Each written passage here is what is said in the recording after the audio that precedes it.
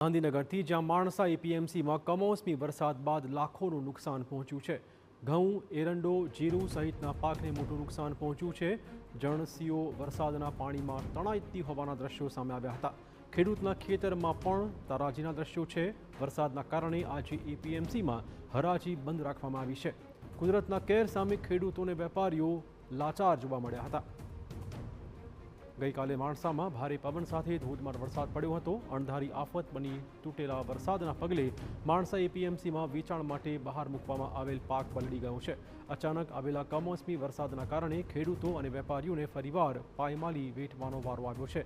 ઘઉં, એરંડો, વરિયાળી, તમાકુ, ટામેટા, રીંગણ સહિતના ઉનાળુ પાકને મોટું નુકસાન પહોંચ્યું છે। ત્યારે શાકભાજીના ભાવ પણ ગગડતા ખેડૂતો અને વેપારીઓ રાતા પાણી રડી ગયા છે।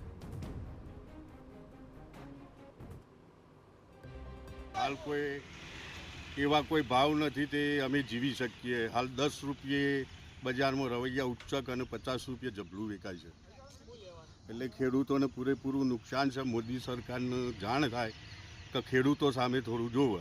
एपीएमसी मार्केटना अंदर ए वेपारीओने पण मोटुं लाखोनुं नुकसान थयुं छे અને આના પહેલાં ખેડૂતોને બટાકામાં પણ ઘણું બધું નુકસાન થયું છે।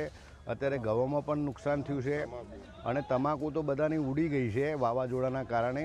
એટલે હું ગુજરાત સરકારને અને ભારત સરકારને એક ખેડૂત પુત્ર વિનંતી કરવા માંગે છે કે ભાઈ ખેડૂતોને અને વેપારીઓને ન્યાય આપો અને એમના હિતમાં કંઈ નિર્ણય થાય એવું સરકારશ્રી બેસીને આવું કરે તો ગુજરાતની પ્રજા અને ગુજરાતના ખેડૂતો જીવી શકે એવું છે અત્યારે હાલની પરિસ્થિતિ। તો મહત્વપૂર્ણ છે કે ગઈકાલે એપીએમસીમાં વેચાણ માટે આવેલા 3000 બોરી ઘઉં અને એરંડા પાક વરસાદના પાણીમાં તણાઈ ગયા। આવા દ્રશ્યો પણ સામે આવ્યા હતા। અંદાજે લગભગ 15 લાખની કિંમતના પાક નુકસાનીનું અંદાજ મારવામાં આવ્યો છે। સરકાર વેપારીઓ અને ખેડૂતોના હિતમાં કોઈ નિર્ણય લે તેવી માંગ ઉઠી છે।